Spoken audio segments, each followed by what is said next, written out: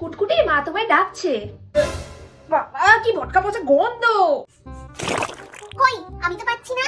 পুরো 15 দিন হয়ে গেল কুটকুটি, তুমি স্নান করো না। বাবা গো বাবা, যতদিন না ঠান্ডা যাচ্ছে ততদিনই কুটকুটি স্নান করবে না। কিছুক্ষণ পর। ও হ্যাঁ, আপনারা বেরিয়ে পড়েছেন তো?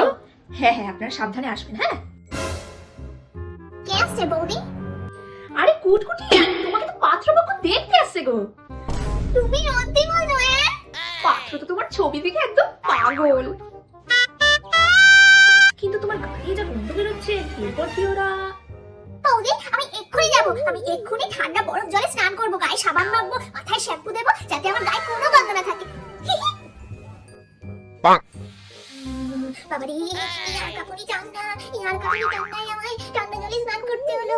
যাই হোক, আমাকে তো পাত্রপক্ষ দেখতে আসছি, আমি তার জন্য কেমন আমার চক করে নিয়েছি। যাই আমার সুন্দর একটা শাড়ি পরে বিউটিফুল সেজে আসি।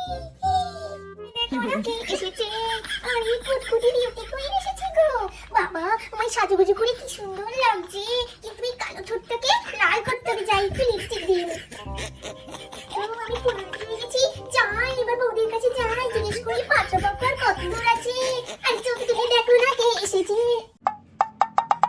বৌদি, এভাবে সেজেছো কেন কুটকুটি? আরে বৌদি আমার পাত্রপক্ষ দেখতে আসবে না। আসলে কুটকুটি, তুমি 15 দিন ধরে স্নান করছিলে না, সারা বাড়িতে এই গন্ধটা ছড়িয়ে যাচ্ছিল, তাই তোমায় স্নান করানোর জন্য একটা ভুল মারলাম। তোমার এত বড় সাহস বৌদি!